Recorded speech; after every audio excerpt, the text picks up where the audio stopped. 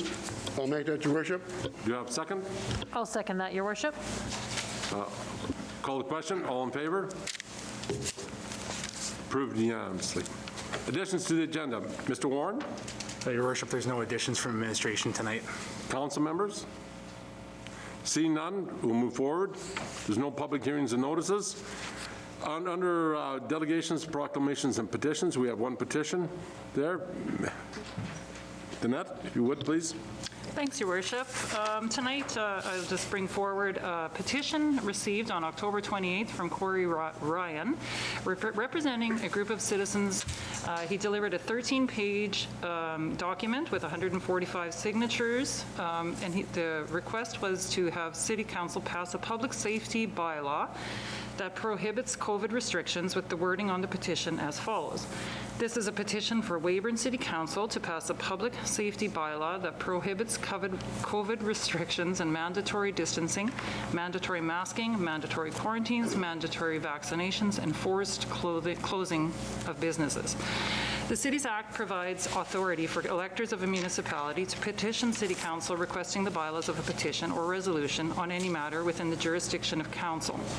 According to Section 109 of the Act, the City Clerk has 30 days to determine if the petition is sufficient. So after reviewing the requirements of a petition in the Cities Act, Sections 106 through 107, I found some information for Council to consider. A petition must contain 10% of the population of the electorate of the City of Weyburn, as well as other items such as the petition must contain the petitioner's signature, the petitioner's residential or postal address, the date on which the petitioner signed the petition. Each signature must be witnessed by an adult who signs opposite the signature of the petition, as well as the date of the first signature was collected. On this petition I received, so 10% of the electorate would be approximately 900 people. As it's estimated, we have approximately 9,000 electors in the City of Weyburn. The petition also does not contain the residential addresses of the petitioners. It does not contain each signature's witness beside their signatures. It also does not contain their residential or postal addresses, and the petition also must contain the date the first signature was collected, and that is not included in this petition. Further, the sufficiency of the petition, City Council cannot pass a bylaw that would contravene any provincial public health order under the Public Health Act, as set out in Section 11 of the Cities Act. For these reasons, I would suggest that the petition does not meet the requirements in accordance with Section 106 through 108 of the Cities Act, as well as Section 11 of the Cities Act. And for those reasons, I would find this petition insufficient, and as such, under Section 109.3 of the Cities Act, Council is not required to take any further action regarding this petition. Okay, thank you for your report. Moving forward, reports of standing, there's no reports of standing committees. Consent agenda. We have the cash activities reports, the fire department report, water treatment plant report, building department report, public works report. For October, do we have a motion, please, to receive? Sorry, Your Worship. I would like to make a motion that the items on the consent agenda be approved. I'll second that, Your Worship. Discussion? Go ahead. Thanks, Your Worship. No discussion, just a thank you for the Public Works report. That's a nice report, and I appreciate that being in there.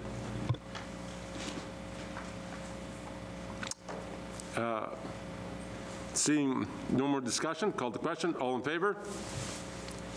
Carried unanimously. Motions. Accounts payable. Do you have a motion, please? I'll make that motion, Your Worship. Read the motion, please. Okay. That the purchases in the amount of $4,762,394.98 from October 9th to November 19th, 2020 be approved. Do you have a second? I'll second that, Your Worship. Discussion? Seeing none? Call the question. All in favor? Carried unanimously. Tax enforcement. Do you have a motion, please? Your Worship, I'd like to make a motion that the council authorize the director, or do we have a report on that? Sorry. Go ahead. Yeah. Go ahead. Okay, so as per Section 24 of the Tax Enforcement Act, we're requesting to send a letter for consent of title to provincial mediation for properties that the property owners have not paid their taxes since 2018, and they've been in tax enforcement since then. So they've received a 6-month notice as they have not paid their outstanding taxes, so this is just the next step. The cost will be $20 per property, and once provincial mediation is notified, then the board will make contact with the owner, and together they will make arrangements to start payment to get these taxes paid. This also, I'll note, this was going to be sent in May, but we deferred it because of COVID, so we're just deciding to send it now. Okay, go ahead, Mr. Van Bitcher. Thank you, Your Worship. I'd like to make a motion that council authorize the Director of Finance to begin proceedings with Provincial Mediation Board for title on the properties in her report with tax liens totaling $227,876.11, as set out in Section 24 of the Tax Enforcement Act, as presented 6 months ago. Do you have a second? Your Worship, I'll second that motion. Discussion? So this is, the amount again is, because it's a little hard to hear. $227,876.11. Okay. Any more discussion? Seeing none, call the question. All in favor? Carried unanimously. Landfill gate attendant tender, if you wouldn't, Jennifer. Yes, good evening. So this is for the landfill gate attendant tender. So our current contract is expiring on December 31st of 2020. So we did put a tender out that would cover 2021 to 2023. The 2020 budget has allocated about $65,000, and currently the 2021 budget has a similar number. We're just, it hasn't been confirmed yet. So this would be to provide gate operation and associated services at the Weyburn Waste Disposal Facility. The contractors were requested that they would provide the gate attendant and related services to the landfill to an acceptable standard to the City of Weyburn. They would be required to be solely responsible for staffing and to comply with all regulations as set out by the by our landfill development plan. And also the service contract would be a term of 3 years commencing January 1st, 2021 through December 31st, 2023. On October 9th, we posted the tender on SAS Tenders and the city websites, and we received 3 quotations as of November 10th at 2 p.m. So we have Badlands Oilfield Construction. They were anywhere for, they started at $77,682 and went up to $77,433. We had independent contractor Wendy Hansen, and she was $75,037 consistently throughout. And then we did have the Commissioner South Saskatchewan, and they were $62,545 to $63,910. So we reviewed the 3 bids, and based on the relevant experience, project understanding, it is recommended for the Weyburn Waste Disposal Facility gate attendant services be awarded to the Commissioner South Saskatchewan Division. Do you have a motion, please? Before we start into discussion here, again, we have to have a motion so that all discussion is recorded. And so we don't discuss before the motion, so we have to have a motion first on the floor to accept. Yeah, Your Worship, I'll make a motion that the bid for the landfill tender for 2021, 22, and 23 be awarded to the Commissioners South Saskatchewan. I'll second that, Your Worship. Discussion? Go ahead. Thank you, Your Worship. Jennifer, sorry I didn't get this to you earlier. The commissioners, they're the group that currently has the contract right now, and are we happy with the work that they're doing? Yes, they do currently hold the contract for the landfill. We wanted to revise the agreement to stipulate a few more things that we would like to improve upon. So that was part of reissuing and having a rebid, is so we could restructure the contract to just make sure that the City of Weyburn's needs are being fully met. Mr. Van Betju? Yes, thank you. Thank you, Your Worship. So, is there the ability for the city to end the contract without penalty if the services provided aren't what we were expecting? Yeah, we do have a clause in the current agreement, as well as the revised agreement would have that clause that if we are unsatisfactory and we have fully reviewed with them to make sure that that can be, that they can meet satisfaction requirements, that is in the agreement, that we do have the right to terminate. Thank you. Yeah. Mr. Corrigan? Okay, go ahead. Yeah, I was just going to, the third proponent, where are they from? Do you know? Badlands? Yes. I believe they are from Oxbow. Okay, all right. Mr. Corrigan? Thank you, Your Worship. I was just wondering, what is the review process that is in the, stipulated in the contract at this present time? Can you clarify exactly what you're looking for? So typically, what we do is any issues or complaints as a management team, we would review internally at the city, and then we would address with their operations manager, as well as we have been in chats with their CEO. So we would review with them, and then we would come up with a step process to evaluate and see what can be fixed. Is that done on a regular basis, annually, every 6 months? So we are looking at adding in a 6-month review because as determined, it didn't seem like there was a consistent schedule on that before. So as a management team, we have decided that a 6-month review would be done. Thank you. Mr. Janke? Thank you, Your Worship. In your expert opinion, if we were to take the monetary component out of this and ignore price, is this still the best of the 3 bids? I ask because it's the lowest is all.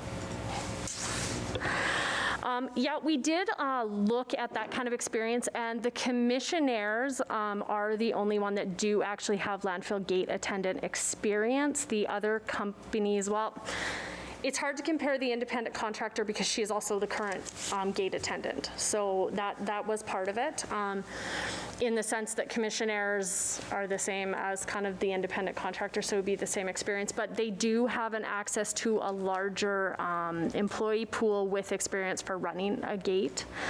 And the Badlands oil field, they said they have some experience of employees that have possibly worked at a landfill, but they currently do not hold any landfill contracts, whereas the commissioners would. Go ahead, Mr. Janke. When you say they have a larger pool to draw from, does that mean bringing people in from out of town? Yes, and that would be in the case of sick and vacation coverage, or if they do have an employee that they can't, if they have somebody quit, they can bring them in, so. Also, Jennifer, if we were to change the current one, there would be a retraining period time, would there? Yeah, so we went through a pretty extensive training with the commissionaires when we brought in the new scale and the new software. So we have spent an extensive amount of time with the current employees that are there and with the company to train them up on there, because it is not the most user-friendly software. So we feel that that does give a bit of an investment into them because they already know the software, and we would be required to retrain any new company that came in. Further questions? If I may, thanks, Worship. Jennifer, just to follow up on Councillor Corrigan's conversation about the review process, I'm looking for something just, I guess, a little more committal. There will be a 6-month review, or you're looking at a 6-month review in this contract, should it be approved tonight? We will be implementing a 6-month review, as well as we feel that anytime an issue comes up that the city is unhappy with, we will address immediately with the commissioners, and we do have a direct contact with their operations management now. Perfect, thank you. Anyone else for questions? Seeing No more questions. Call the question. All in favor? Carried unanimously. Introduction of bylaws. We have the extended completion date of the 2020 supplementary assessment roll. Go ahead. So we get our supplementary roll from SAMA, and we submitted the assessment to SAMA back in September, and we're just waiting on getting those numbers from them. They actually, a few of them have came back today, and we're expected to get most of them tomorrow. But our deadline is December 1st to send up the notices, so we're hoping to get them out next week, but we wanted to just get this in case we don't get them out. Do you have a motion, please? Yes, Your Worship. I'd like to make the motion that bylaw 2020-3422, it's a bylaw to extend the time required for the completion of the 2020 supplementary assessment roll, be read a first time. I'll second that, Your Worship. Any discussion? Seeing none, call the question. All in favor? Carried unanimously. There's no unfinished business. New business. Your Worship, I Pardon me? actually have Oh, sorry. two more. Okay. Your Worship, I'd like to make a motion that the bylaw 2020-3422, a bylaw to extend the time required for the completion of the 2020 supplementary assessment roll, be read a second time. I'll second that, Your Worship. Call the question. All in favor? Carried unanimously. Go ahead. Thank you, Your Worship. I would like to make the motion to read bylaw 2020-3422, a bylaw to extend the time required for the completion of the 2020 supplementary assessment roll, be given 3 readings at this meeting. I'll second that. Call the question. All in favor? And then the last and final reading. One more time. And Your Worship, I'd like to make a motion to read bylaw 2020-3422, this bylaw to extend the time required for the completion of the 2020 supplementary assessment roll, be read a third time and passed. I'll second that, Your Worship. Call the question. All in favor? Carried unanimously. We move forward on here. No unfinished business, new business. Investing in Canada Infrastructure Program grant is Mr. Okay, Jennifer Wilkinson again. All right, so this is for the ICIP COVID-19 Resilience Infrastructure Stream Grant. So the City of Weyburn is looking to do some upgrading at the water treatment plant, and we've applied for funding through the Investing in Canada Infrastructure Program, or ICIP grant, under the COVID-19 Resilience Infrastructure Stream, and that would be CVRIS. So just to give a little background, ICIP is a bilateral agreement between the Government of Canada and Saskatchewan that was signed off in 2018. The program will provide more than $896 million in federal funding for all types of Saskatchewan infrastructure projects over 10 years until 2028. So a typical investment is 1/3 the federal, 1/3 the Government of Saskatchewan, and 1/3 the applicant. In this case, it would be the City of Weyburn. So currently, we have applied for funding through the ICIP grant at the water treatment plant. The upgrades at the water treatment plant include enhanced coagulation, powdered activation, carbon process, and chloramination. So just to give you a little background here, so we have some issues with some THM and HAAs because we do pull from Nickel Lake. There's a lot of organic compounds. So what happens with chlorine and organic compounds is they tend to create these exceedances.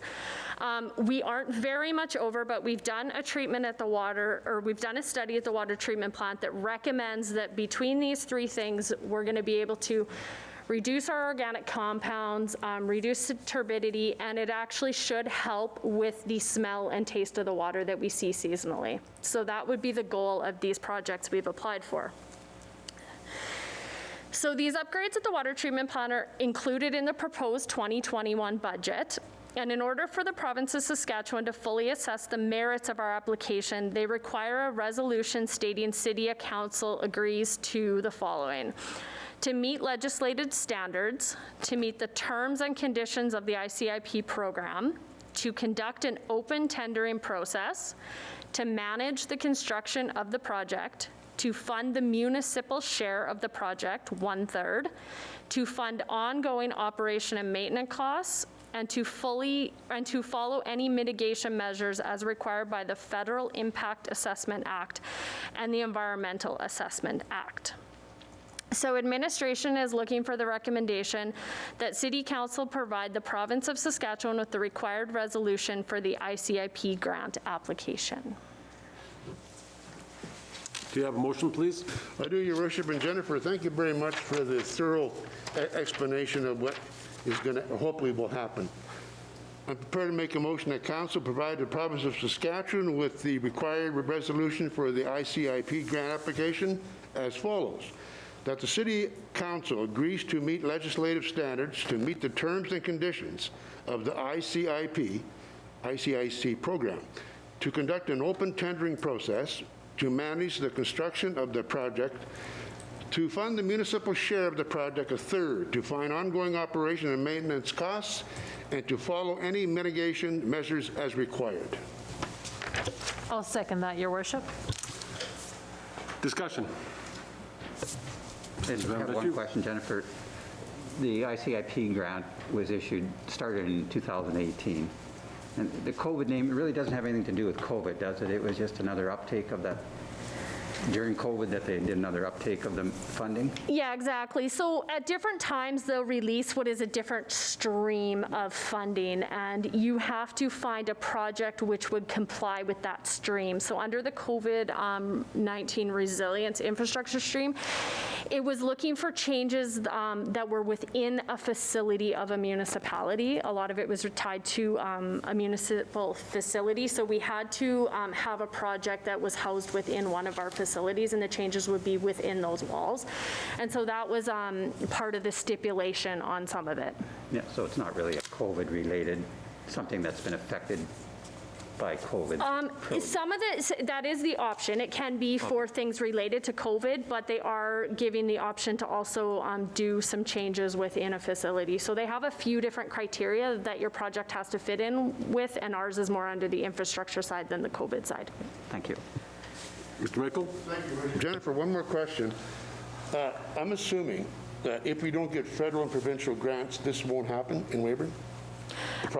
We have put it into the 2021 budget proposal, so we would be still looking to do these projects if we didn't get the funding, but that is at the discretion of budget approval. Absolutely. The other question that ties into that, any idea what timelines we'll find out from the two parties of government, if we are successful or not?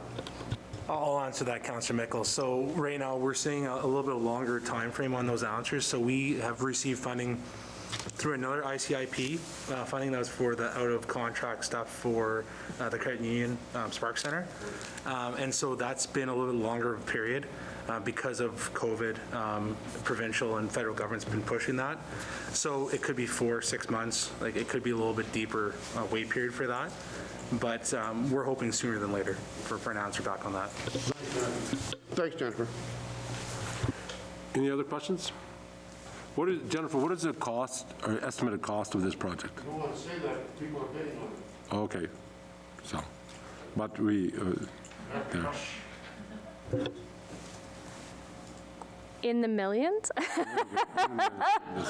It's not a small scope of project, right? No, and it is a 3-phase project because we are looking at 3 different things that we would be installing. So there is 3 different kind of components to this project, which do make it a bit of a higher value. Okay. If no further questions, call the question. All in favor? Passed unanimously. Inquiries and announcements, there are none here that I have in front of me. Do you have any, does any of the, Mr. Mickle, do you have any announcements, inquiries on that? One of the statements I think that I believe that we're, the Christmas one, I don't know if anybody is attached into it, that Christmas in the Park is going ahead again this year, as far as I know. Do you? Pardon me? November 30th.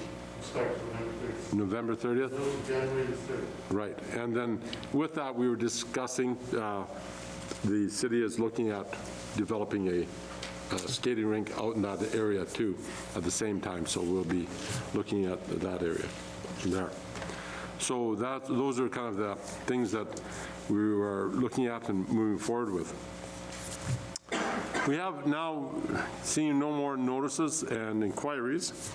There is a, and again, just before we move off that one, again, the new councillors, if there's any inquiries you have of the city staff, at this point in time, this is the time that you would do your inquiries of the city staff. Notice of motion, we have a motion to waive notice and rescind a motion. Do we have a notice for that? Mr. Richards. Thanks, Your Worship. I'm going to read this, and then I'm going to look to our city clerk for some clarity on how this process will work. Okay, go ahead. Thanks, Your Worship. I'd like to make a motion that City Council does wish to waive notice to rescind the following motion that was defeated at the October 13th, 2020 regular council meeting. Moved by Councillor Chessel, seconded by Councillor Richards, that Council approve the development permit for a liquor store at 1623 First Avenue Northeast, subject to the following conditions. That the warehousing and distribution be deemed an ancillary use to the primary liquor store use, and that the warehouse portion of the liquor store shall not exceed 50% of the total building floor area, including any subsequent building additions. As required by Table 14.2 in Bylaw 2003-2099, there shall be a minimum of 25 parking spaces provided on site based on the existing 8,000 square feet of building floor area. A minimum of 1 parking space shall be barrier-free parking pursuant to Section 14.16. The parking spaces shall be in compliance with the minimum size requirements in Table 14.1 of the zoning bylaw. Each parking space shall be clearly demarcated, and there shall be curbs or fences separating the parking areas from the adjacent properties. That the use of the back alley for heavy vehicles to access the property be prohibited as per the City of Weyburn Traffic Bylaw 2016-3346. Any areas not occupied by buildings, parking, loading, or storage shall be landscaped in accordance with subsection 15.1.2 of the zoning bylaw. The business shall operate in a manner that is not in contravention of the noise bylaw 2004-3027.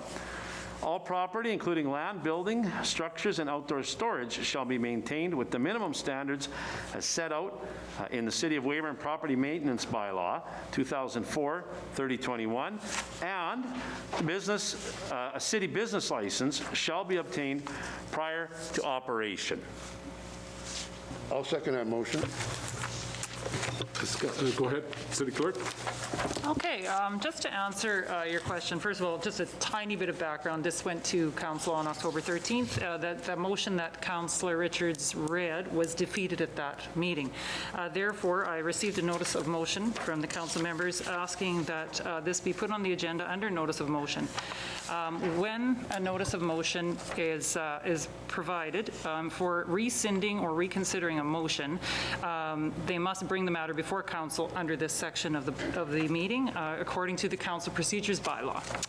So if the motion to waive notice and reconsider the subject immediately is passed by a unanimous vote of the members present, and the member introducing the motion has provided all the members of council and the city clerk with a copy of the resolution of council, which this has happened, and supporting documentation that it's to be reconsidered.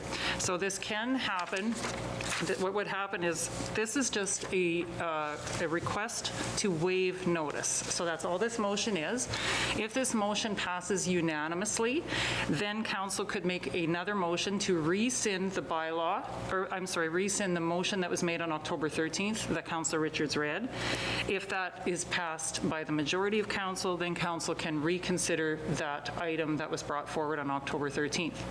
However, if this motion was not passed unanimously tonight, council could, if they wish to, move to rescind this at the next meeting. So they could provide a notice of motion tonight to bring this back to December 14th meeting, or they could just simply stop there, and that would be the end of this issue. And then if the motion to rescind, if we decide to do the motion to rescind tonight at this meeting and the motion is lost, this matter cannot come back to council. So there's a few options available depending on how council wishes to move forward. Mr. Mr. Richards. Thanks, Your Worship. Before we get to the matter at hand, I want to make sure that I have a sound understanding of all of this. So 2 motions. The first motion is to waive notice. Correct. And That one has to pass unanimously? Yes. If it doesn't, we're done. You're done unless, after that motion, you wish to bring forward a notice of motion to bring it to the next meeting or So- a future meeting. Correct. So if this motion wasn't passed unanimously, we would then make a motion, or a notice of motion for the December 14th meeting, at which time we could redeliberate the process. That's correct. Correct. Thank you. With that being said, call the question. All in favor? Your Worship, if I may, I would just want to make sure that everybody, that all of the councillors understand the process here first. Make sure everybody's Mr. comfortable. Corrigan, you look questioning. In your eyes. I can't say in your face, in your eyes. I mean, the process is clear. I'm just wondering what the outcome would be today then. That would depend, like I said, Right. on So for instance, if we vote in favor of rescinding, then are we looking at rescinding the motion of October 13th then after that? correct. And then the process beyond that is Whatever we have to go to council- notice of motion again Yeah, for the well, for the next meeting. Right, what council would do is if you unanimously waive your notice, which is this motion, you can actually reconsider the item tonight, and you could either readdress the application, you could look at the application tonight. However, if the notice of motion to waive does not pass, you cannot discuss this item tonight. So what we're voting on right now is the notice to waive. No, first is the notice. Correct. To waive the notice. And that has to pass unanimously. So that's just what we're voting on right now. All in favor of this motion, notice to waive. Passed unanimously. Okay, now we can go notice to rescind. Go ahead. I hope I get this right. Thanks, Your Worship. I'd like to make a motion to rescind the following motion that was defeated on October 13th, 2020 at the regular council meeting. To the city clerk, do I need to read that entire motion? No, I think we've read it already, that's Thank you. good. I second it.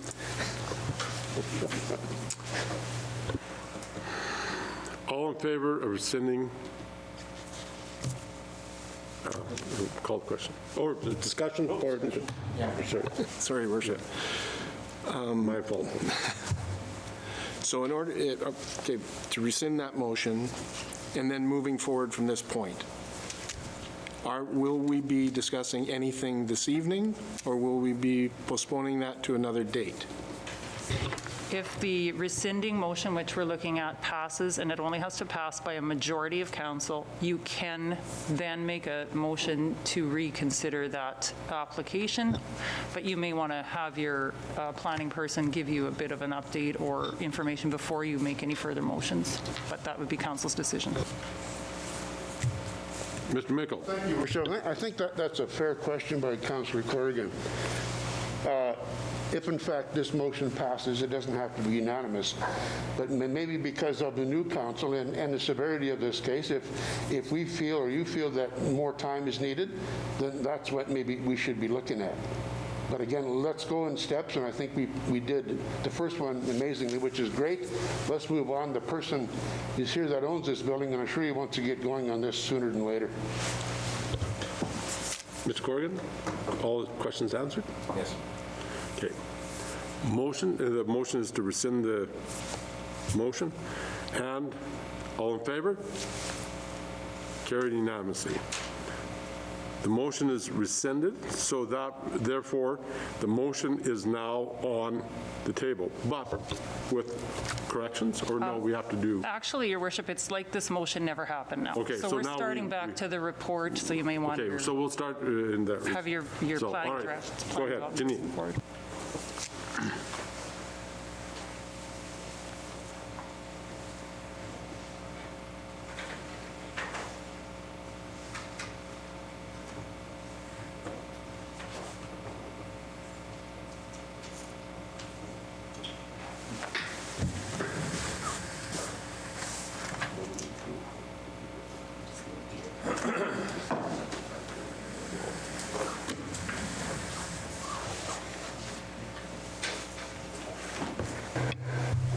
Good evening, council members, city staff, and members of the public. I'm Janine, the Planning and Development Coordinator, and tonight I'll be presenting an application that was received for a development permit at 1623 First Ave Northeast for a liquor store. This is a discretionary use in the zoning bylaw for this property, so the application requires council approval. So some background on the application as we've discussed tonight. The application was originally considered by council on October 13th at the regular council meeting. The original motion to approve the application with conditions was defeated 5-2. Council directed staff to conduct further consultation with the applicant and the property owner, and then bring the application back to council for a decision in the future. Councillor Mickle, Councillor Richards made the motion, that's incorrect, to waive notice, and you guys rescinded the motion. So I've provided an amended report with revised recommendations based on the revised application that's been provided. So the original application was for a discretionary use development permit application, and it still is. The location is 1623 First Ave Northeast, and the primary use is a liquor store with the original wording on the application was warehousing, and now it says stockroom and distribution. The property is approximately 0.71 acres and currently has an 8,000 square foot building that was previously used as a gym. All property owners within the 75-meter radius of the property were notified of the development permit application when it originally came in and have been given the opportunity to comment on the application. So the zoning on the property is highway commercial. A liquor store is listed as a discretionary use in the highway commercial zone, so it requires council approval. A warehousing establishment is not listed as a permitted or a discretionary use in this zone. The applicant has changed the wording on the application to say stockroom instead of warehouse, but staff are still of the opinion that the use will be warehouse with wholesaling and distribution. The surrounding properties are zoned highway commercial along the service road and residential to the north. The site is surrounded by two places of worship to the west and north, the residential apartments to the north, a car dealership to the east, and First Ave Northeast to the south. There is a back alley that runs along the north side of the property, as well as a municipal buffer strip, which I've highlighted on the picture there in red. And that's intended to serve as a buffer between the highway commercial uses and the residential properties. The buffer measures approximately 12 meters or 40 feet. So what's changed since October 13th? Staff requested professional drawings be submitted so zoning bylaw compliance could be verified, and the applicant submitted new drawings that staff have reviewed. They include a revised parking layout, revised loading spaces location, the revised driveway approach in the rear of the property, and they changed the wording on the application from warehousing to stockroom. Staff met with the applicant and the property owner on October 20th to discuss potential options for mitigating some of the concerns. Staff also consulted with a professional planner at WSP regarding the buffer strip and how to address this. So this is the original floor plan that was submitted as part of the application, and the site plan is on the right. The building floor plan shows half of the floor area being used for the liquor store use and half of the floor area being used for the warehouse. This is the revised floor plan. This was submitted by the applicant following the original meeting. It shows half of the floor plan being used for a stockroom now, and the location of the loading spaces has moved from the east side of the building to the west side of the building, and they advised that this was due to a telephone pole that was on the northeast corner of the property that would interfere with being able to maneuver in and out of the property. This is the original site plan that was submitted. Again, note the change of the loading dock area. Staff weren't able to verify the parking plan was compliant with the zoning bylaw, so we requested new drawings be done, and this is what was submitted. Staff found that the parking requirement was met. You're required 25 parking spaces, and I believe there's 33 provided on this plan. It's really hard to read on the screen. And the loading spaces have changed locations. There's 2 barrier-free parking stalls that have been provided, and they're only required 1. So they are meeting those criteria in terms of the dimensions of the parking spaces and the number of parking spaces and the drive aisles. Staff would recommend that a condition be applied to the development permit if council chooses to approve it tonight, that the rear parking be designated as employee parking to reduce the potential traffic from the public using the back alley. And we would just request that signage be installed to ensure that that was what happens on the property. So staff received correspondence from 3 separate parties regarding their concerns with the proposed development, including the Baptist Church, the Silver Heights Bible Church, and a resident. The main concerns raised were with relation to noise from semi-truck traffic in the back alley and maneuvering, and the noise from maneuvering into and out of the loading spaces, specifically the hours at which the noise would be created. This could be mitigated by the requirements of the noise bylaw, in which it sets out quiet hours. The churches are concerned about the potential increase in traffic and safety concerns for the people attending the services at the church, including the children attending the play school. They advise that they are already experiencing people using the church property as a cut-through to avoid the 16th and 1st Ave intersection. The church could install on-site traffic calming measures on their property to help mitigate this problem, such as signs or speed bumps. The property was previously used as a gym, and it's possible that the liquor store would create more traffic. However, staff don't have evidence that that's what would result and that it would worsen the problem. Both of the churches expressed concerns about the compatibility of the proposed land use with the existing uses in the neighborhood. The churches provide support and counseling services, specifically in regards to substance abuse and addiction, so they're not supportive of the liquor store being located right next door. From a zoning bylaw perspective, there are no regulations prohibiting a liquor store from being located next to a church. And one of the members from the church did represent them at the October 13th meeting and expressed these same concerns. Following the October 13th council meeting, the churches were updated on the status of the application and were given the opportunity to comment again. The Baptist Church advised that they're still not supportive of the application and echoed the same concerns that they provided before. However, they did inquire that if council chooses to approve this application, then they were wondering if the applicant could be required to install a fence between the church property and the proposed liquor store to provide privacy and a buffer between the land uses. Staff had already explored this option and would recommend that if the application is approved, there be a condition that a wooden fence be installed along the western property line to screen the liquor store from view of the church and minimize incompatibility concerns.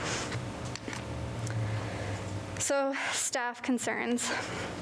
The engineering department reviewed the application and is not supportive of the application due to the proposed truck traffic using the back alley to access the proposed loading spaces in the rear of the building.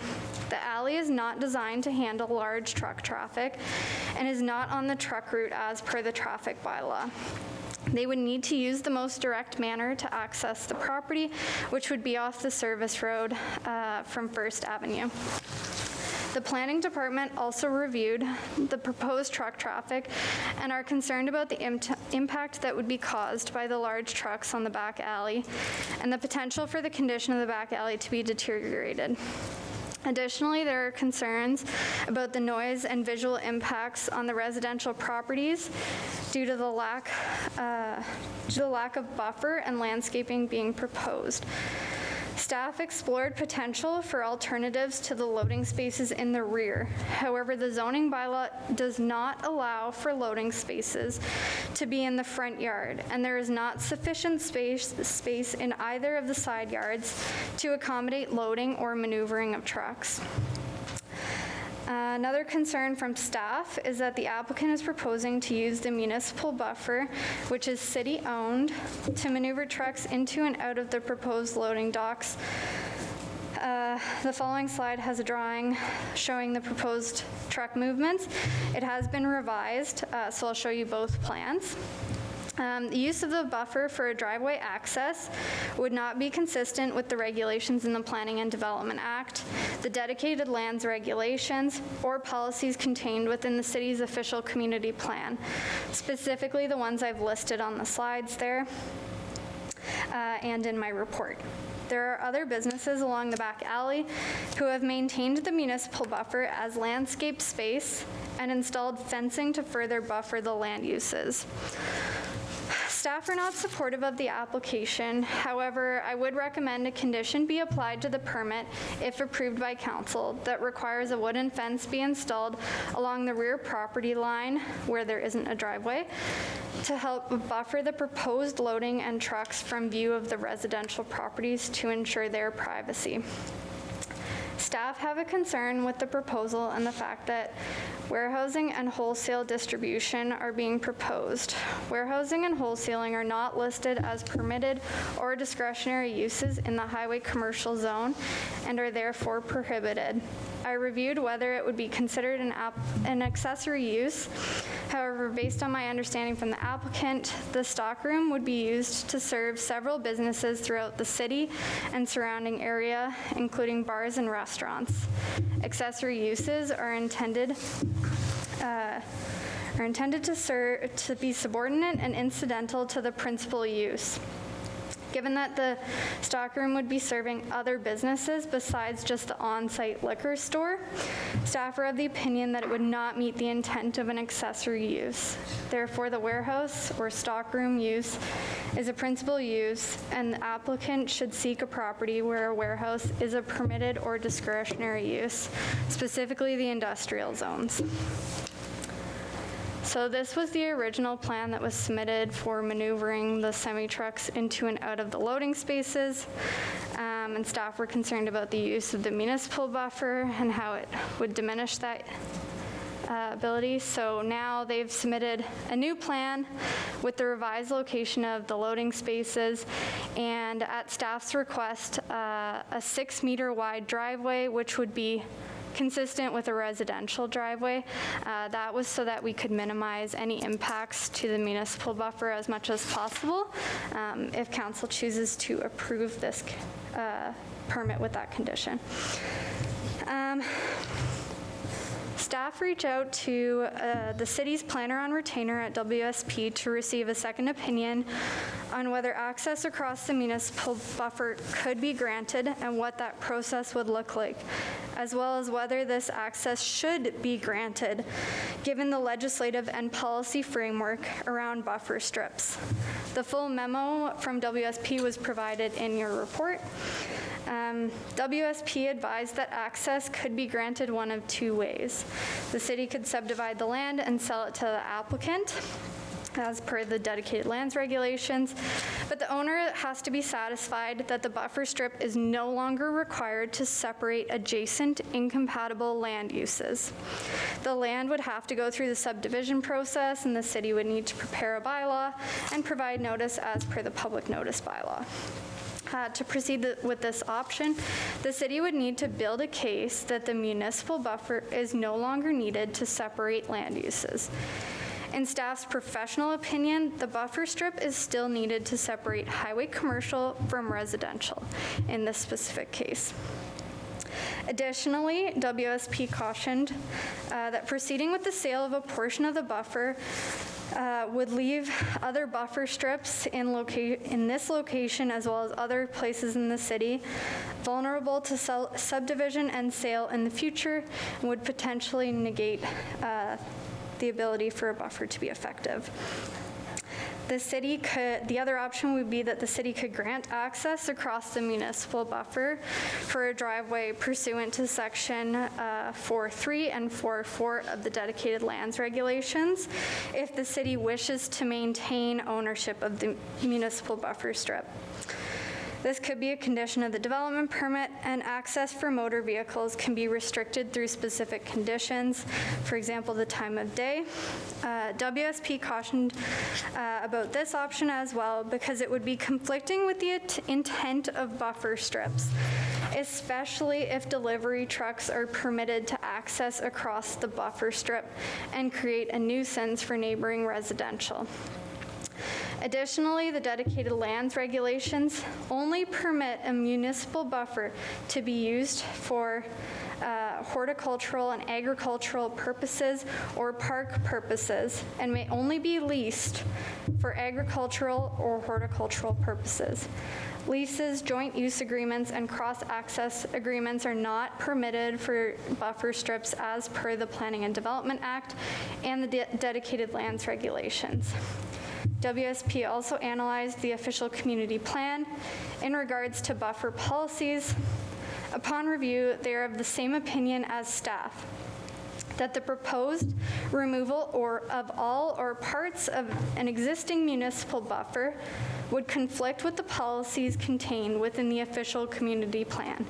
The planner from WSP cautioned staff and council that the decision to allow for access across the municipal buffer strip could present future implications for other buffer strips and may result in other properties requesting similar permissions, specifically the other businesses along First Avenue, the service road.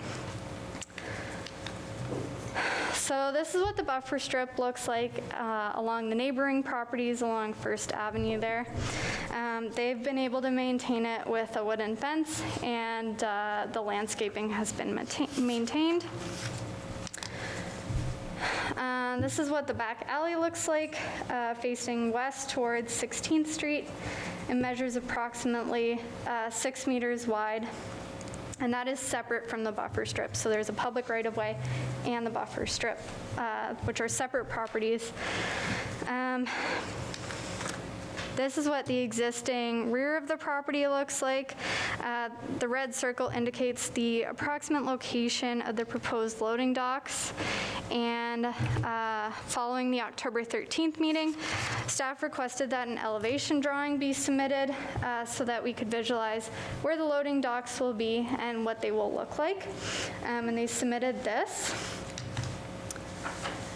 So staff reviewed the discretionary use proposal and evaluated it based on the criteria set out in section 4.4.5 of the zoning bylaw.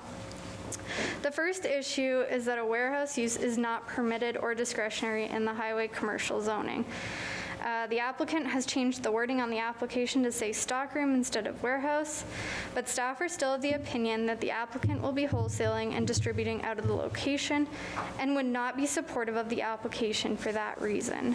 The proposed use as a warehouse and the intensity of the use requiring large trucks is incompatible with the residential zoning across the back alley. Additionally, the proposal would not be in compliance with the traffic bylaw and would potentially adversely affect the back alley as well as adjacent properties with noise and truck traffic. The proposal is also not consistent with the policies in the official community plan regarding the landscape buffer. The municipal buffer is proposed to be used for a driveway to access the private business and be used for trucks to access the loading spaces, which is not consistent with the regulations contained within the Planning and Development Act or the dedicated lands regulations. This would eliminate the intended purpose to be a buffer between the residentially zoned properties and the commercial uses. Approval of this driveway access across the municipal buffer could have significant long-term implications on the back alley, the buffer, and neighboring properties. So I've provided revised recommendations and the options that council has tonight. The first option would be to approve the development without further conditions. The second option would be to approve the development permit for a liquor store proposed at 1623 First Avenue Northeast, subject to the following conditions. And I won't read out all of them. I'll just highlight the few that have changed since the original recommendation to council. So I've highlighted them in blue. The first one would be that that the development be consistent with the site plan and building floor plan that were submitted on October 23rd to staff. That pursuant to Section 6 of the Offsite Development Levy bylaw, the offsite development levy for transportation in the amount of $5,440, which is a rate of 68 cents per square foot, shall be paid prior to the issuance of the development permit. That the parking spaces in the rear yard be designated as employee parking through signage on the property to reduce public traffic using the back alley to access the development. Permission shall be granted for a driveway approach across the municipal buffer strip measuring 6 meters in width to provide access to the rear of the property. This access shall not be wider than 6 meters at any point and shall be generally in the same location as shown on the site plan dated October 23rd. Use of this access by vehicles shall only occur outside of the rest hours as set out in the noise bylaw. That wooden fencing be installed along the rear property line to a height of 2.44 meters to screen the rear of the liquor store, the parking loading, from view of the residentially zoned properties to the north. That wooden fencing be installed along the western property line to a height of 2.44 meters, starting at the 7.6 meter required front yard setback, all the way to the rear property line. So those are my revised conditions that I would recommend to council if you are going to approve the application. I'm still of the opinion that this application should be refused based on the criteria that I provided to council on October 13th, and I've added one at the bottom there, that the application is not consistent with the intent of buffer strips as set out in the dedicated lands regulations. So staff recommend that development permit application 2020.016 for permission to operate a liquor store and warehouse at 1623 First Ave Northeast be refused for the reasons set out in option number 3. And I can answer questions, and the property owner is here and the applicant. Before we move forward with that, I guess we would need what do you call it, a motion? Should Mr. Van Betju? Your Worship, I'd like to make a motion that we accept the application as per option 2. Do I have a second? Your Worship, I'll second that motion. Discussion. Go ahead. Thank you, Your Worship. Thank you, Janine, for all the work you've done on this. My first question is, and I'll welcome our new councillors to this, your first initiation. It's a big one. Anyways, if this was just a liquor store, would it be here in front of us? If it was just a retail liquor store? Well, a liquor store is a discretionary use, so it still has to come to council. Right. And I believe they would still need a loading space to operate a liquor store, so we would still be having some of the same discussions that we're having right now. Yeah, and I believe that, I think it would have passed a lot easier if it had been a liquor store. And that, you know, I haven't heard a lot of complaints about it being a warehouse, which seems to be the city's biggest issue in this whole matter, is that it's a warehouse rather than it is, in my opinion. You know, I think I appreciate what administration has done. It's their job to guide council, for sure. And then I think it's council's job to make the big decisions and decide whether we want to veer from the rules or stick with the rules. The buffering, as far as the buffering zone, and I've struggled with this for the last 2-3 weeks, but what it's buffering in this case is a parking lot to the back. That's all that it's buffering against. When you go further down the alley, it's buffering against some residential areas. I think if you put up a fence and you planted a bunch of trees to the rest of the buffering zone, that would mitigate a lot of the noise problems that there may be. As again, I said, the concerned citizens were more concerned about the liquor outlet, and I don't think there would have been as big a deal with the city as far as there being a liquor outlet there. I just had a few other notes here, sorry. It's, you know, I think we all talked about in the candidates debate about economic development, and I would be afraid to turn down this application because who knows where this is going to go. He might go out of town. It's more important, I think it's more for a retail location. You can't put a retail store in a commercial area. It just defeats the purpose. And I think we're trying to benefit economic development. This might employ 10 or 12 people. Maybe it'll grow to 40 people and you'll supply liquor to the whole province. Who knows? But I think we have to look at that. And like I say, we all campaigned on economic development and to promote business. And I think we can make a way for this to work. Mr. Janke. Thank you, Your Worship. Yeah, I would echo what Councillor Van Betsch said, and I would add to that, I appreciate the hard work that went into this report, Janine, and I agree, I don't disagree with anything in particular in here, but when we're in situations as we are with the amount of business strife that we have that I won't go into any detail on, when a business comes to us and not only are they not worried about closing the doors, but they're looking to expand, I think it's incumbent on us to start with yes and figure out how we're going to work with them to make it happen, as opposed to, you know, get stuck in the reeds on what reasons we might have to say no. So the only question that I would have, I'm kind of just asking the group here, based on the motion on the floor, we would be giving permission to cross the buffer, not selling the buffer, is that correct? Janine? That is correct. All right, thank you, Janine. Laura? Thank you, Your Worship. I don't know if this is a question for Jennifer or for Matthew, but let's see here, sorry. Condition I,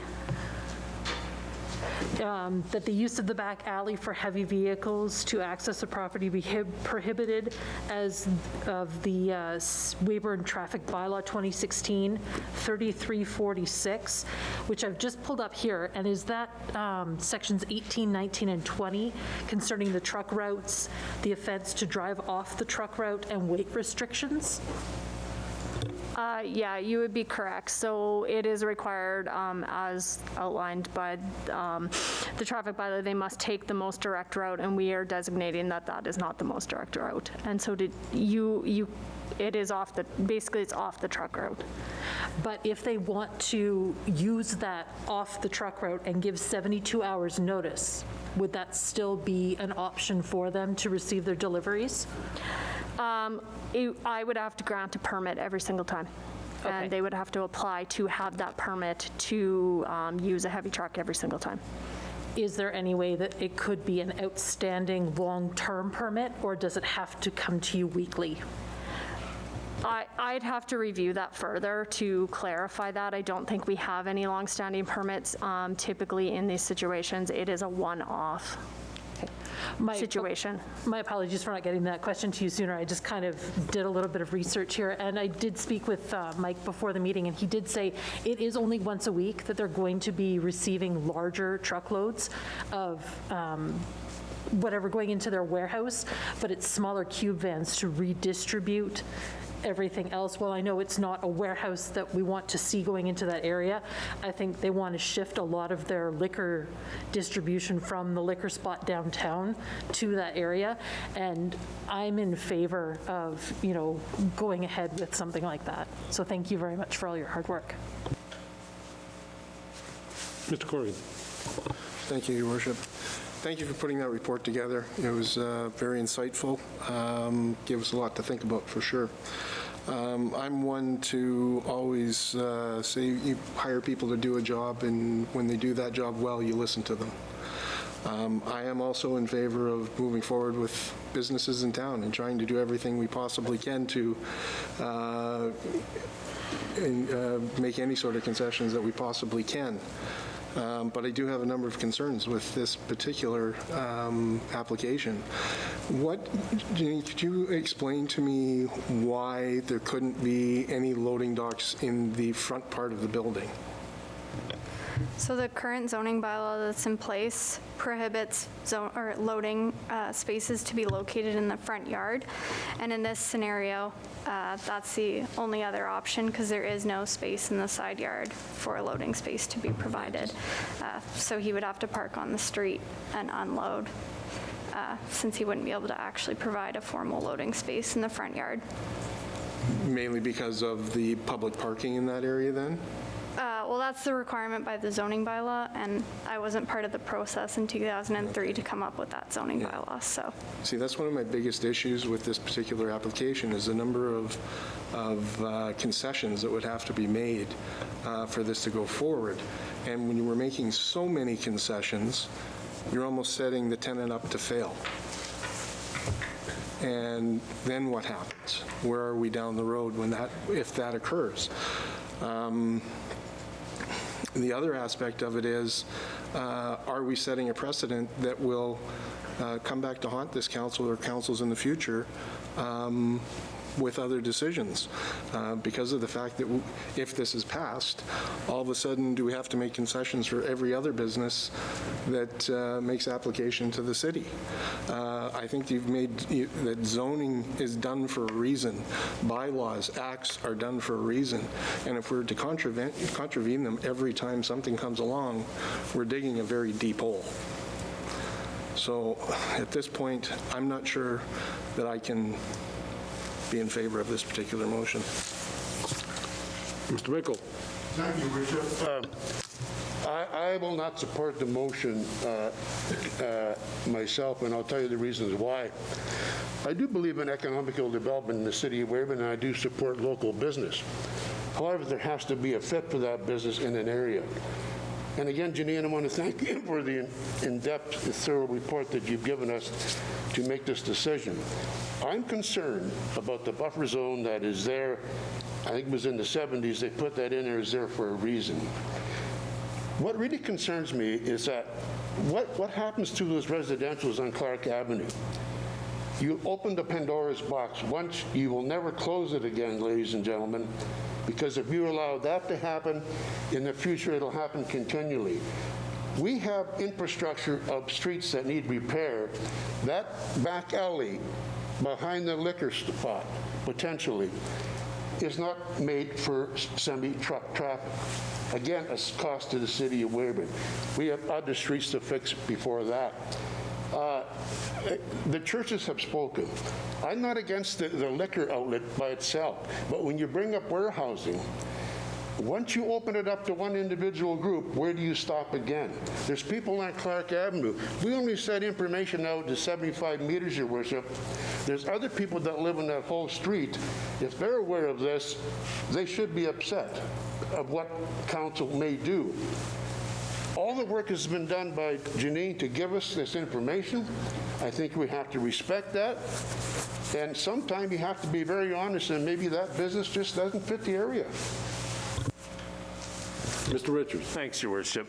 Yeah, Janine, you're going to get another thank you from me because this is a monster. Also, to the building owner and the proponent, thank you for your patience as we find our way through this, and I can appreciate your frustration.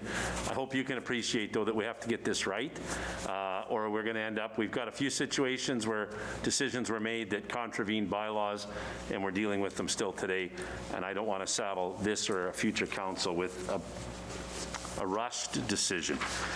Janine, I've got some questions that I don't know if you can answer, and perhaps John and Mike can help answer these. Councillor Corrigan already asked the question, why not loading spaces in the front yard? I get that. Thank you for that answer. The second part is the fencing. So on the west side, also on the north side, back lane. So if we put fencing in there, have we thought about the size of gate that would be required then to get an 18-wheeler in and out of that place with a wooden fence there? And I don't know that. So my question is to the proponents, are you guys okay with all of the conditions as they're listed? Because I've got some concerns with some of the conditions. First and foremost would be the fencing. There won't be a problem with the... You need to get to the mic, John, sorry. Regarding the fencing, that won't be a problem. Mike has had the driver who does the delivery with that semi-truck trailer to the site, explained to him, where he's got to back into, this and that, and he said that would not be a problem. They get into a lot tighter spots. Okay. We have approximately 90 feet of property behind the building. There's lots of room for the tractor trailers. Even with the truck backed up to the building and hooked on, still on a property. Yeah, and as far as traffic, and we brought this up at the last meeting, there's been tractor trailer traffic back there for as long as the dealership's been there. That's how they get their parts in there. I asked in the last meeting if there was complaints about that. There never was of their record of complaints of heavy truck traffic back there, whether it was noise or deteriorating the road. And like it was mentioned again tonight, the big tractor trailer is one truck a week. There is smaller trucks that do the deliveries. And also, as brought up multiple times, that space as a warehouse was how it was originally worded, but that is what they called the area where they stock their supplies. And in a true warehouse fashion, that's typically a wholesale sales type of thing, which this is not. They buy from a wholesaler. This is retail sales. This is no different than the lumberyard down the road. They have I'd say a 10,000 square foot warehouse in their back there, which is retail sales. Really not much difference, I think, that what Mike is doing. He's not wholesaling. He buys off a wholesaler, and his sales are retail. So as far as that terminology, I think just need to be clarified. Okay. Yeah, but as far as the fencing, not that I don't think that's not a big deal. The other part. Sorry, John, I'll take Janine back if I could. In the Planning and Development Act, there is a requirement for an unencumbered buffer strip between highway commercial and residential. It doesn't set out specific highway commercial and residential. Those are our specific zones. Yeah. But it says incompatible land uses, yes. Sorry, correct, which these would be, no doubt. If we were to enter into an agreement to sell a piece of that to the proponents, that has to be approved by the province, correct, that sale? I believe so. I think it does. Yep. So I guess that would be, I'm reluctant to go into any kind of a lease or special permissions or just do it and we won't tell anybody kind of agreements, because of what we've heard, that it's not just that buffer strip we have to worry about. These exist all over the city. And if if I get to drive around on my motorcycle with no helmet, then everybody else gets to drive around on their motorcycle with no helmet as well. I don't have a motorcycle, so it's a good example. So I'm concerned about that. So I'd like us to have a conversation about what it would mean to subdivide enough of that buffer strip out to sell, so that it's no longer contentious, if I could use that word, because it's not city-owned anymore. Enough to make a driveway. So, and if I could ask you one more question. I'm going to ask you two, and then I'll shut up for a while. The second part is, would the city, and I would use the example of, at one time there were some conversations about selling some back alley space, because we don't use them anymore for garbage pickup, that kind of thing. The city felt that they might be on the hook with some homeowners, because you bought your home understanding that you would have rear lane access to your yard if you have one. I would wonder, and I don't know who the question, the answer to this one comes from. Would we be at any risk to the property owners adjacent, maybe residential, for example, if we change the use of that piece of property? Thank you in advance. Change the use of the back alley? Yeah, or the buffer strip even. Okay. So the first one about subdividing, staff, that's not their recommendation because the city would have to be of the opinion that that buffer is no longer needed. And I am not of that opinion. You'd have to have a plan to make that residential or make the residential highway commercial, and that's not what we're looking at doing. Go ahead. I'm sorry to jump in, Your Worship. I agree. But I think by selling it or allowing access through it, we're conveying the same message, if I may. Yep. Yeah, so when we look at, it was brought up earlier that it just buffers a parking lot. Those properties are zoned residential, so someone could come in tomorrow with a residential application, and those are zoned for residential. So we do have to protect the long-term land use that's proposed for that area. There are other properties along the highway commercial there that could potentially request similar requirements as this application and come to council with them. And we would have to evaluate it based on what happens tonight. So there is potential implications for other residential properties along there that have their garages in the back. I'm not sure who would like to answer the question about getting rid of the back alley. Well, I think you just did, Janine, because of the residential and then the back into the back lanes and the parking. That's why you would not get rid of that way. That makes sense? Yep. Yeah, I believe there's condo buildings along there that have their parking lots on the back there and need the back alley for access to those, so. Correct. So I'll jump into this one, that I have a hard time with this whole buffer thing, because everybody talks about we're going to have to treat everybody the same. So you deny these people here tonight this access going across there, then you better make sure that you stop the church from driving across their property using this. You better make sure you stop all the red coat, cease and desist tomorrow. And under what bylaw are you going to have them cease and desist, and what fine, and who is going to, you'll probably have the police go out and tell them to cease and desist, and who's going to be watching to make sure that they are not going to be going across there, because people will be going across there. There's three, I looked at the thing, you talked about your fences going down there. The fences only start, and the buffer zone is only respected from the tire shop downwards.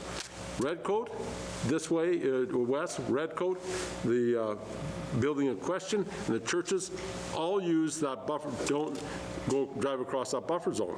And when you talk about a buffer zone, to me, that's a very wrong term. You use the term of warehousing and everything. That's a misuse of term too. The buffer zone is 40 feet of prairie. There's no wall, there's no nothing. There's 40 feet of prairie. What buffer does that provide? Is acceptable space. So to give a access across a piece of prairie in the middle of Saskatchewan that was set up in 1970, which Mr. Mickle pointed out in 70, that was 50 years ago. Are we still going to consistently hold on to something that was set up in 50 years ago to start doing this and then start moving forward? There has to be a bit of grandfathering in here of saying, we're going to, sure, we've got this thing set up, but we're going to start changing and moving things along to go forward. This is a big litmus test right here as to whether the council, who all preached, just like Mr. Janke said, we want businesses in and we're going to cut the red tape and we're going to move businesses forward. Whoa. Everybody wants economic development, Your Worship, but we have to respect our own bylaws.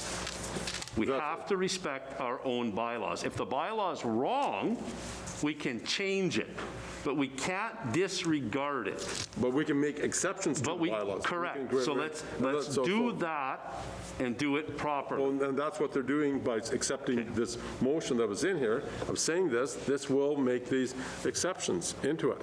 But to totally disregard and say we're not going to do it simply because we're not, that most certainly is not a litmus test to show that you want economic development. Go ahead, Mr. Chair. No, there's always reasons why you don't make a decision.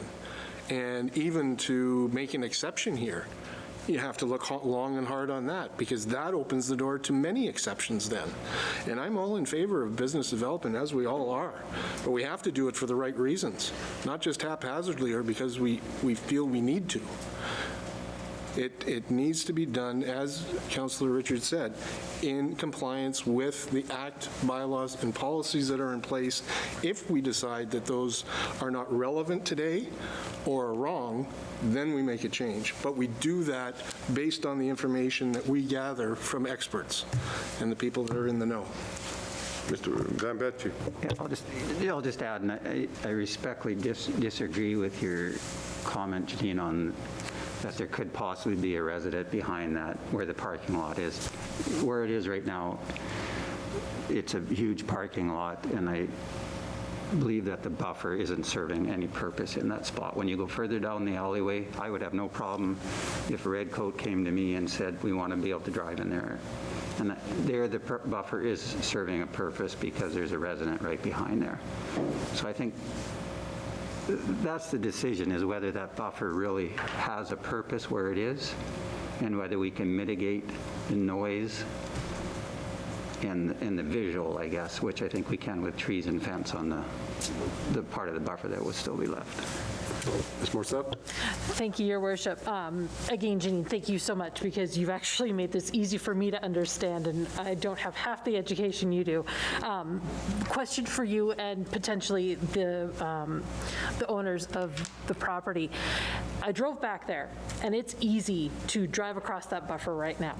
If fences went up, would that not inhibit a lot of the driving and misuse of that back alley to cross through those parking lots once those fences go up, if that's what we decide to do to the north and to the east?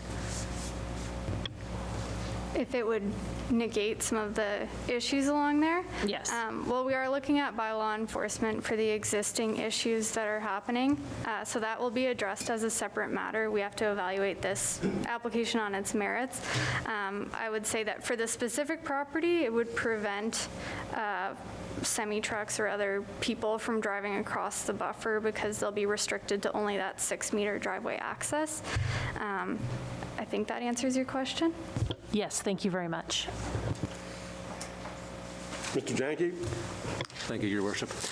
I'm going to disagree with a few of my fellow councillors here about the arguments around precedents. I don't really buy the slippery slope argument for the simple reason that we have, I shouldn't say we, previous councils have approved exceptions to bylaws in the past, and we've been talking about this for 20 minutes and no one's bringing those up as reasons why we should or shouldn't do it in the future.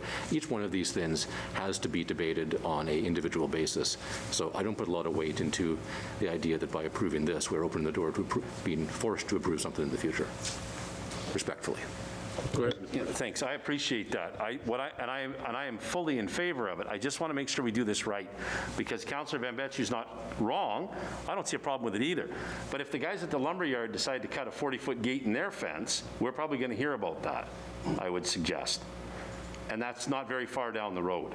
So what I'm looking for is a way to lock that buffer strip up so that this can happen, right? And we maintain control of the buffer strip for the rest of it, because we will hear about it if it happens further down the line, I think. And that's my concern. So Janine, I don't know that we have an answer on what it would mean to sell a piece of that, to subdivide it out and sell it. Do we? Do we know what that would look like? Well, we would lose control of what happens on that buffer strip. In that much of it, though, whatever was Yeah, sold. in that specific spot that we would grant access. Yeah. And you do have to issue a public notice as per the bylaw to be able to sell a part of a buffer, and it has to go through the subdivision process. And I just want to, I'm sorry, I know I'm over my 2 times, I know. We have entered into some conversations with businesses around town about leasing them parking spots, for example, in a city parking lot, or there's other things we've done. I heard you touch on briefly the concept of a lease. Is there something we could put in place to govern so many meters of that thing, that would be more of a lease then than a sale. The Planning and Development Act and the dedicated lands regulations does not allow for us to lease a part of that buffer for a driveway. It only allows for a lease in the case of horticultural or agricultural purposes. And that was my interpretation, and WSP has provided that advice as well. So the only way to lock it down would be through a condition on the development permit, and that would be, and you could change the conditions that I've recommended if that's what council decides. There's one other condition in here, though, that does say the use of the back alley for heavy vehicle access be prohibited. So although we're saying, go ahead, in the next breath, we're saying, but don't take your trucks down there. Heavy trucks. Well, yeah, these would be, though. Even Mike had said last time he was here, even his cube vans are a heavy truck. Your cube vans aren't over 9,000 kg, are they? Loaded up, they would be, Yeah. I would imagine. I think that's an item that would have to be changed on the, And that's where your dump trucks are heavier than his truck. Like you already have vehicles regularly going back there. Yeah, that- loaded dump truck would be. Yeah. But it's not a commercial vehicle like that, right? The garbage trucks. That's a commercial vehicle. I guess those would be because they're, Yeah. Can I just make a comment? Garbage trucks, graders, things like that are considered essential vehicles. They do have an exemption. So I don't feel it's fair to compare a garbage truck, which is an essential service truck, as something, we do an exemption for that. We do provide that as an essential service. So I don't think that is a fair comparison to make because it is an essential service vehicle. Same with a fire truck, similar situations like that. They're considered essential. I think all we're comparing is weight. Is weight. I think all we're comparing is weight. Like Right. those vehicles already travel on that. Whether it's essential service or not, it's still being done. Mr. Mickle, you wanted to say one? Just my last respond or comments to this topic, Your Worship. It's good conversation around the table. I appreciate that. But my major concern is the residents that live on Clark Avenue and the churches that have spoken out. And truthfully, they have made my decision, I feel, very easy in this situation. It's not easy because of a business that wants to develop, but you have to have the proper place to have that business. Overreaction could get yourself in trouble down the road. In the future, that particular end there could change drastically. And by opening up a situation of a warehouse for one semi could be a mixed blessing down the road, Your Worship. And for these citizens, again, that live on Clark Avenue, that is not fair to them at all. Laura, last comment? I was just going to say, actually, in regards to Councillor Richards, that's where section 18 through 20 in our traffic bylaw come in, where we could issue or have Jennifer issue permits. So, there is a way to work around this, and hopefully we can definitely do that. yeah, the trucks, the warehouse, all of those things aren't of concern to me. My concern is the slippery slope argument around the buffer strip. I think we can work around everything else. I just want to make sure that we don't have a situation that we're very uncomfortable with in a very short amount of time because of that. Janine, and this is my last comment, how many buffer strips are there? This is the first time I've ever realized that there is a buffer strip there. How many other buffer strips, if we're talking slippery slopes, how many other buffer strips do we have that are like this one? There was one for sure that I could find. I didn't scour the entire city, but there is one in an industrial area on East Avenue that buffers, I believe it's light industrial from residential across the back alley. We have two in the city that we're talking about a slippery slope on.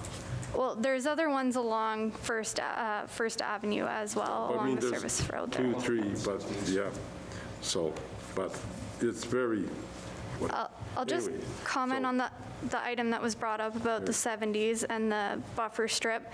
The official community plan was approved in 2003, so that is still the official community plan that's in place, and I evaluated based on that criteria, and this was not in compliance with that. So that's not just a 1970s thing, that is the current 2003 OCP that says that. All right. Mr. Hulbert, We're talking about buffer strips and the maintaining them and all that. I think if we work out like the levy you talked about or recommended, I think that's done for, say, the property, like my property. The church has already done basically a 6-meter lane.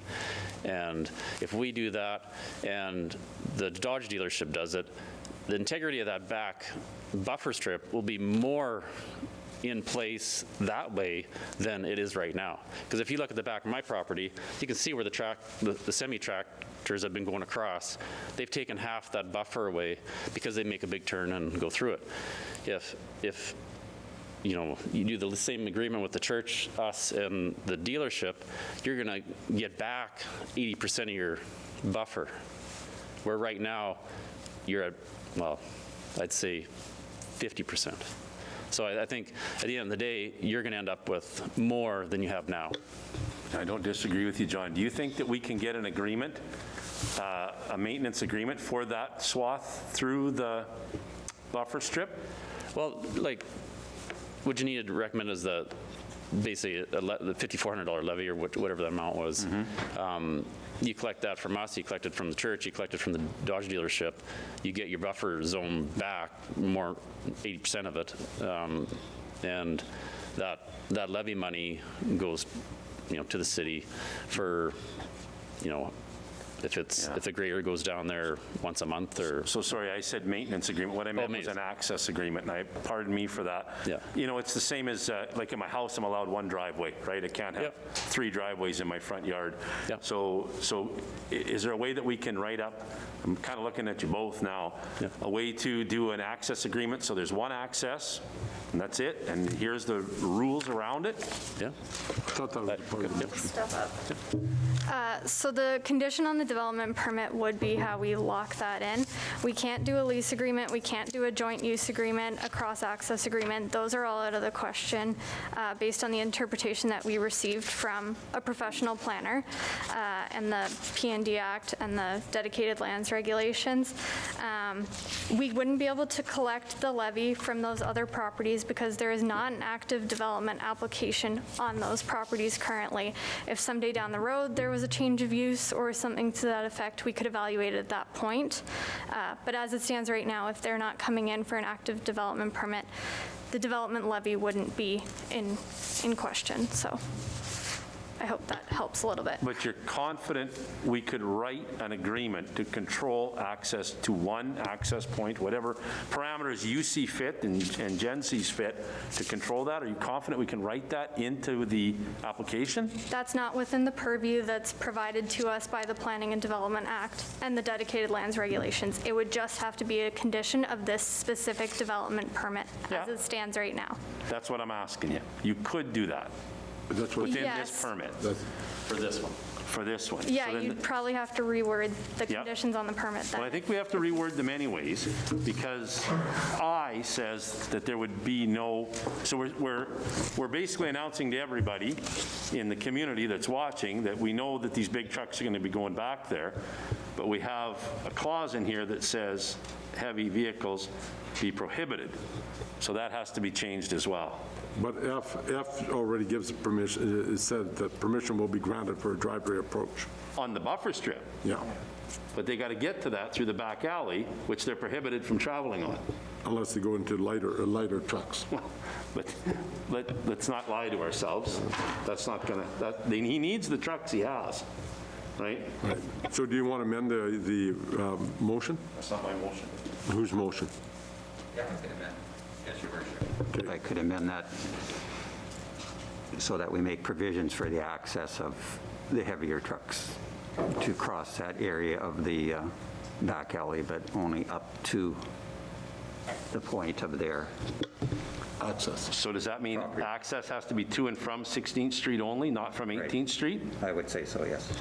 We'll need a clear amendment, please, just so we can get this. I would need to know what you're amending. I need like a... Paige is doing minutes. I'm just, Paige is actually doing the minutes, but we're going to need a clear description of what you're amending, sorry. Okay, so I would like to amend it so that item Yeah. Item I, HI, yeah. So the use of the back alley for heavy vehicles to access the property will be permitted with access only from 16th Street to the point of the lane. Access point to that property.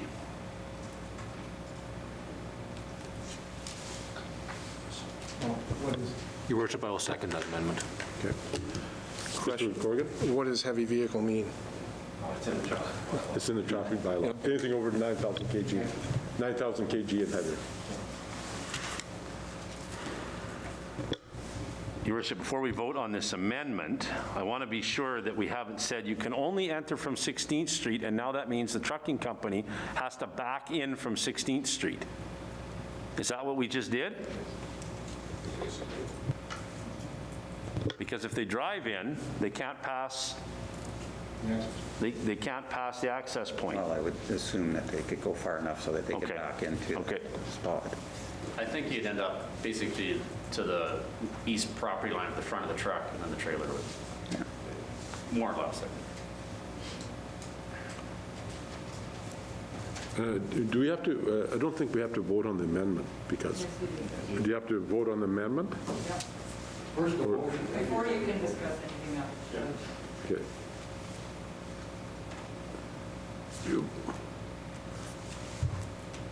Moment of clarification.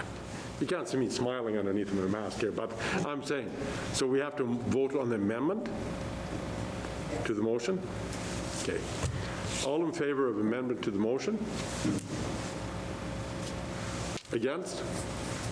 2 against. 5 in favor, 2 against. Passed. Now we vote on the motion. All in favor of the motion? 5 in favor? Against? 2 against. Passed. And such.